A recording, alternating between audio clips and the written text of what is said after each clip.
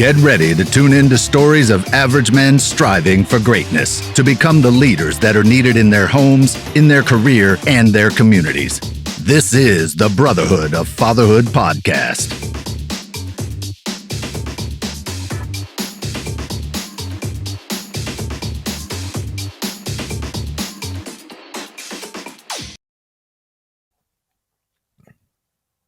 Yeah, we're good to go. I want to welcome everybody to another special episode of the collaborative CornerStone of America and Brotherhood of Fatherhood podcast. I'm joined by Scott Ramage, and I am Alex Joudy. Scott, what's up, man? How's it going?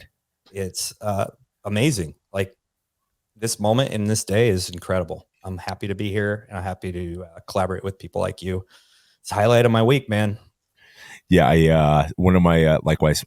Yesterday, somebody had posted in one of the groups I'm in, like business groups on Facebook, about what do you do every day to get through the doldrums or motivate yourself. And I posted this little YouTube video from like Gary Vaynerchuk. It's like 400 trillion to 1 that you actually became a human being, right? It's this great thing, like it was a 400 trillion to 1 chance that you're even alive, right? Like, and go, yeah. That's the perspective I was just kind of reflecting on Thanksgiving, and looking back at the years, and I just, like, every year it's kind of like, oh, this thing you have to do, and it's right. It's always been really shallow, and I'm just so into gratitude. I have a really ridiculous gratitude practice right now.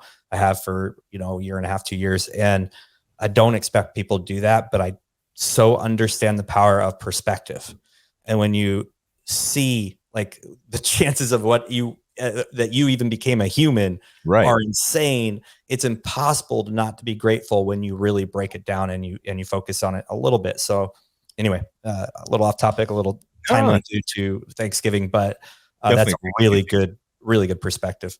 Yeah.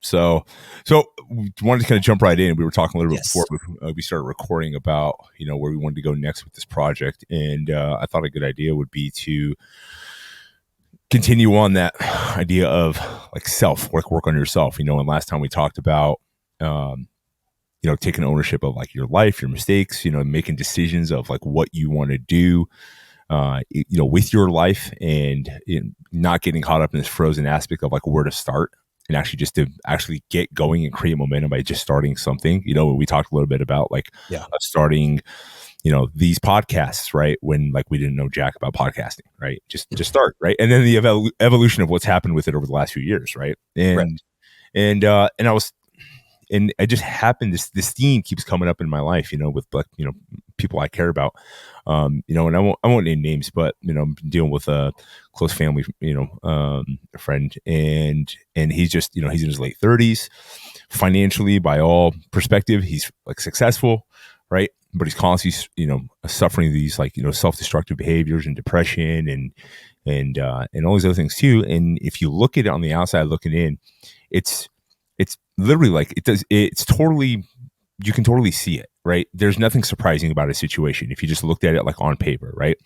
No wife, no kids, self-isolates, doesn't spend time with friends, doesn't seek out hardship, doesn't seek out things that make him better, doesn't pursue things that, from a standpoint of like provide fulfillment in life, that, like money was the pursuit at first. And then what that does is it constantly brings him back around to, work and careers that he's good at, but it's in the same environment where it does well, flies up in the company, and then self-destructs. Right. And it's just a repetitive behavior over the last like 15 years. Right. And it's either burnout or it's like basically like an I don't give a crap mentality, and then basically just gets forced out because they're like, dude, you're apathetic, you're missing meetings. Like, what the hell? Right. So, yeah. I think that could take several right pathways, because even someone like that may not become like someone a little different, may not become apathetic and burnout. Mm-hmm. May just go all in and be so singularly focused that there's no rhyme or reason to what they're doing, other than they're just too focused and too dialed and don't have vision or direction where they're going. I do want to jump in because I've been thinking a lot since our talk last time we recorded the first episode. And it's like, why did it take me so long to get it? I'm 48, so I'm not a young chicken. But I went through all this stuff in my 30s, and I tried to reflect back on how my mindset was at that time. And why did it take me a while to get to it? And then why do other people grow faster earlier at a younger age? And I was just completely oblivious. So I think the biggest differentiator for me now and then was life was happening to me instead of for me. And so it was super easy to become a victim. It was super easy to fall into what other people thought I should be doing. It was super easy to follow the narrative of our society. It was super easy to be the husband that, the narrative tells me I was supposed to be, which is apathetic and stupid. And so I literally didn't know what I didn't know at that time. And I think that's something for a lot of men. And that's why I really love talking about this, because if I would have had a voice like mine, I know this sounds weird. If I would have had my voice now, back then, speaking into my head, I'd be 10 years ahead right now. And man, that would be pretty freaking phenomenal. So I'm really excited about this, because I think it just needs to fall on ears over and over and over again until people get it, until men get it. Well, and that actually dovetails right into one of the topics I wanted to get to, which is what causes this repetitive, cyclical behavior of whether it's self-destructive behavior or muddling through life, or like you said, you're reacting to life instead of actually dictating the terms of your life, right? And actively engaging in things to make your life better, which in turn makes your life and everybody around you better, right? Or at least their experiences with you. And that gets into, like you mentioned, you're 48 now, and I'll be 42 Saturday. And so, we figured this out, you could say later in life, but the reality is, and some people that are still stuck in this mentality, whether they're 25 or they're 65, 100%. They're stuck because all those things they're stuck in is this we recognize those things, and then we're like, okay, cool. We don't want to do that anymore. So when we're actively engaged in it, how do we get better? How do we surround ourselves with better people? How do we surround ourselves in situations that are going to make us better and push us, right? Those people are still in the phase where everything that they perceive they didn't get right, or everything that they failed at, is a failure in life instead of a life experience, right? So we look back at, I know I've had enough conversations with you where we look back at our experiences in our marriage early on, and some of the mistakes we made. We look back at our businesses, that we pursued, and some of the mistakes we made. We don't look at them as these utter catastrophic failures, right? And there's nothing that could be taken from that moving forward, right? I succeeded in business, but I also failed, right? Okay, but I'm not looking at it as that was an utter failure. What did I do right? Where did I go wrong? And how can I optimize that moving forward, right? And I think there's a lot of guys that are still stuck in this, my life is a failure, whether they're 35, 45, 65 years old, because they're still stuck in this mentality that those past experiences are failures, not experiences. 100%. 100%. As soon as I learned that embracing failure as, and I heard this first from John Maxwell, and it was fail up or fail forward. I don't remember. It's some direction that's positive. And then it took me, however, I heard it in his books, but it took me a while to really kind of live it. It's very hard to live, but I'm just going to say, from a man who's 48 years old, and I don't think age has anything to do with it. I think it has that experience ladder, right?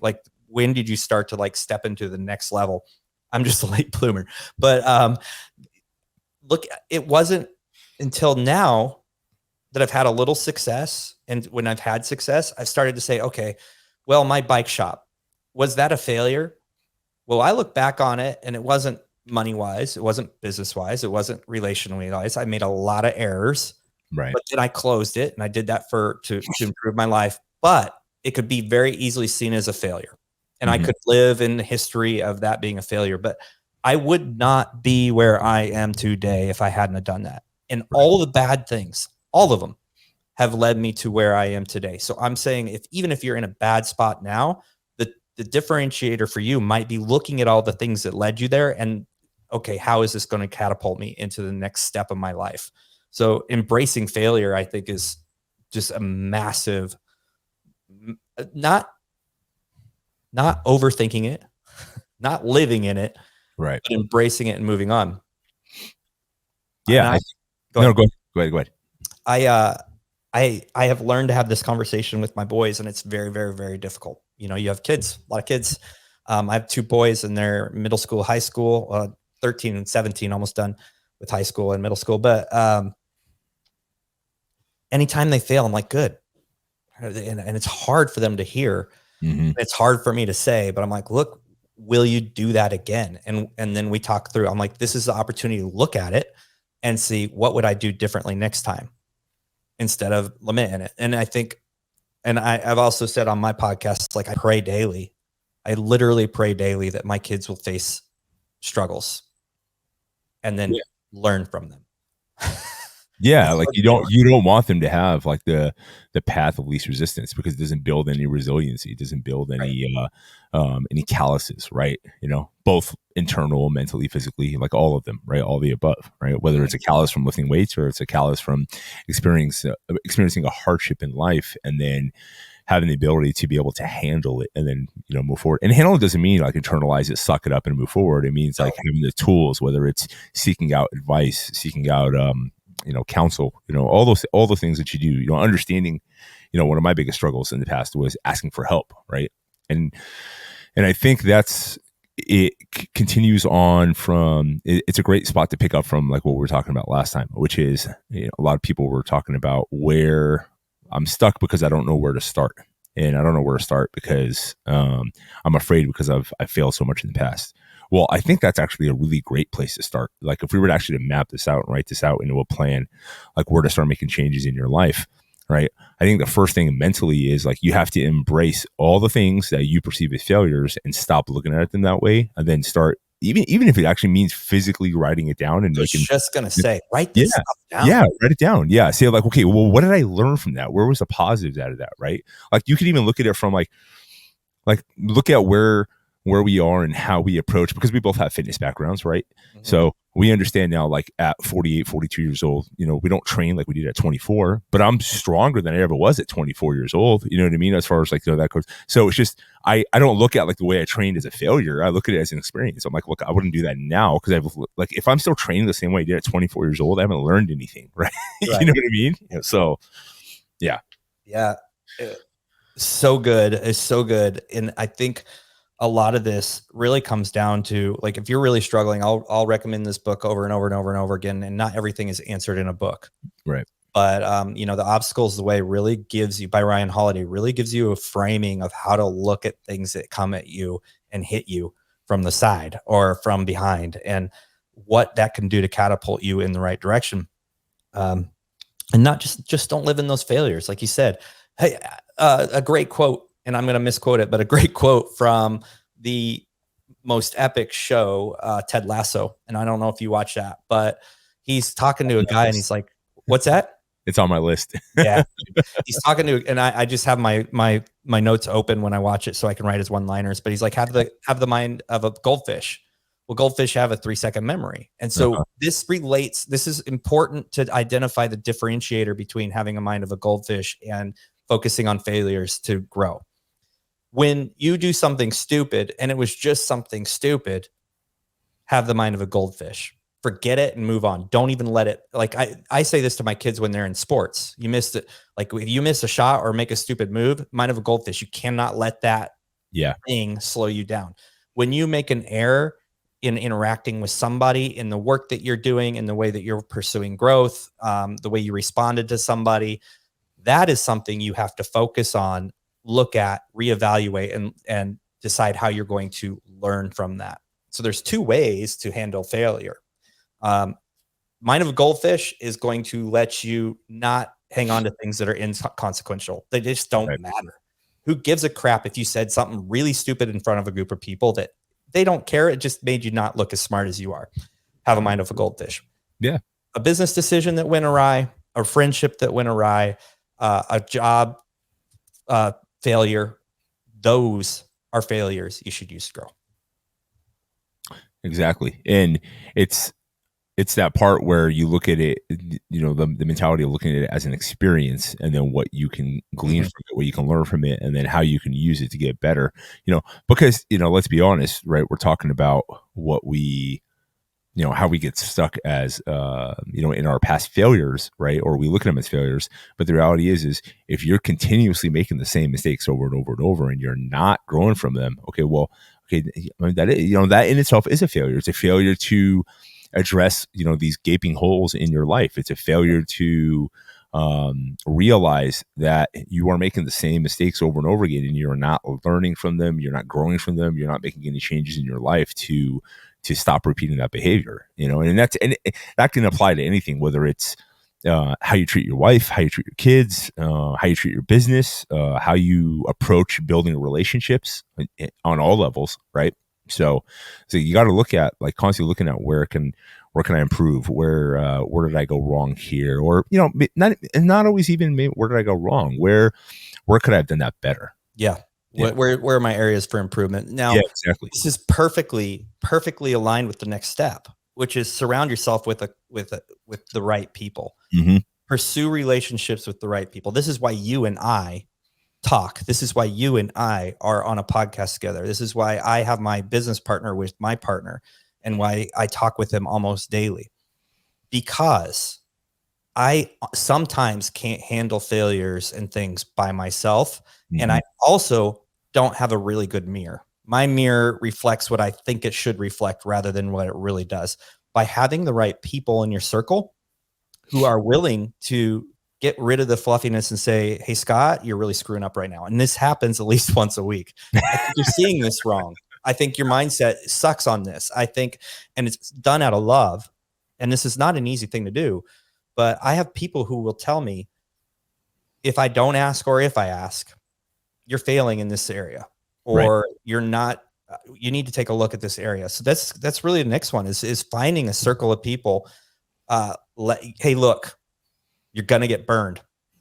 I was afraid to get close to people because I'm going to get burned. It's going to happen, but it's a process of elimination. It's a process of time. No, you're right. You're right. And I think that's where, like, that next step of, number one, looking at your past perceived failures and taking the experiences, and then now you're going to move forward with it, because you can glean and look back and learn, right? But then, okay, now the application process starts, right? How do you apply it to your life going forward? And one of those things is obviously pursuing things that make you better, and taking a couple things that you perceive as your failures and starting to basically engage in those subjects again, but in a healthier way, in a smarter way, in a way that's going to set you up for success, not for failure, right? So if, you're struggling, one of the things that's, like, the best thing for mental health is your physical health, right? Like, yes. I guarantee you most people, especially the guys that we're talking to, are struggling. I guarantee their physical health isn't the best, and just because if you have a six pack doesn't mean you're in great shape and you're healthy. You know what I mean?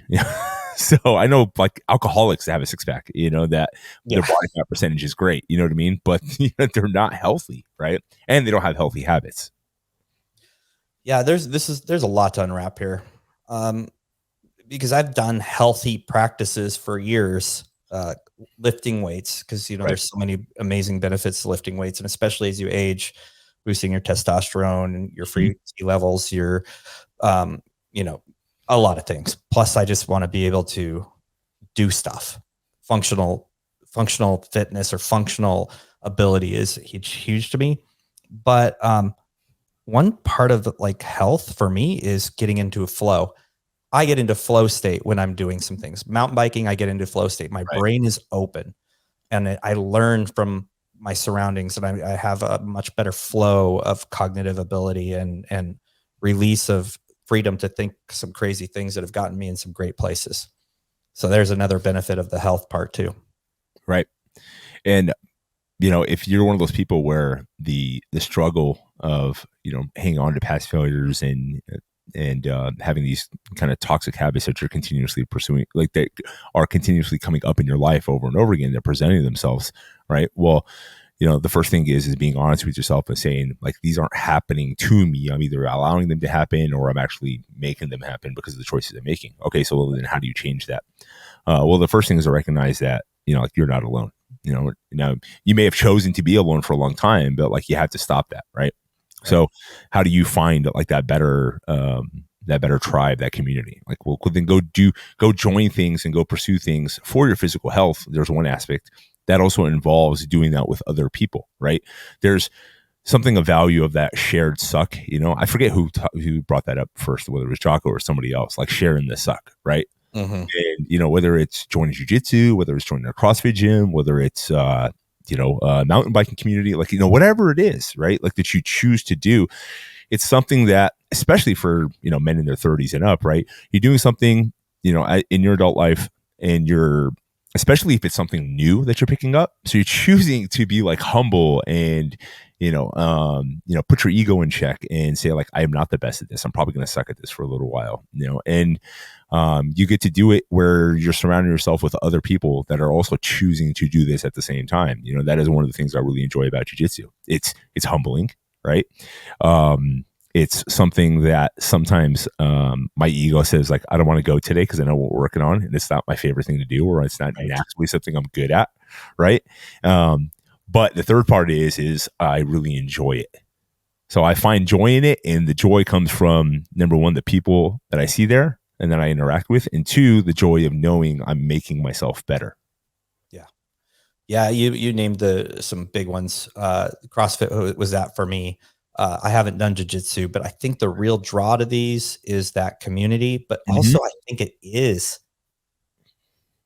doing hard things with other people. And guess what? There's usually someone who isn't first place, which I would call losing. So what does losing do? It teaches you how to embrace failure. It teaches you how to, that first step, like how to see failure as an opportunity for growth.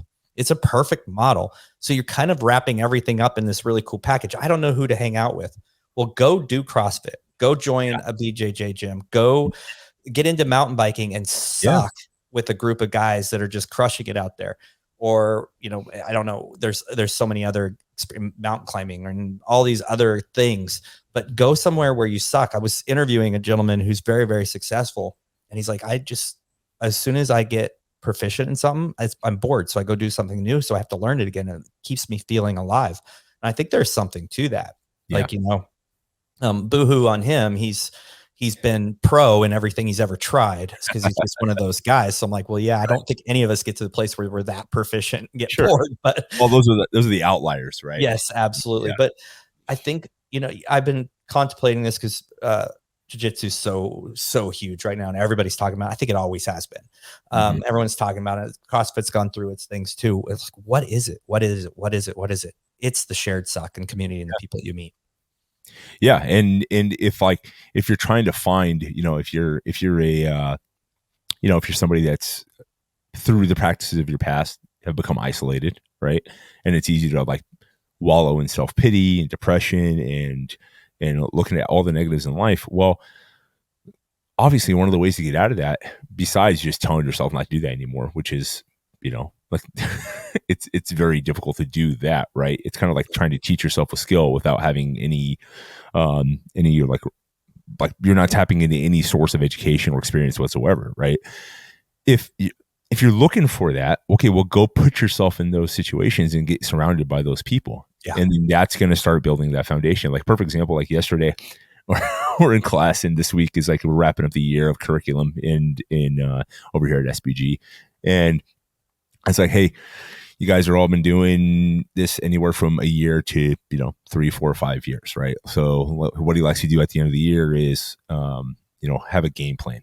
Like we're drilling, we do this stuff, then we go to open mat. Okay, so what's your plan? What's your first move? What's your second move? Like, how do you visualize this, right? If you were going to compete, what's the plan? So, you got all these adults, right? Everything like, I don't know. Right. unless you've competed, right?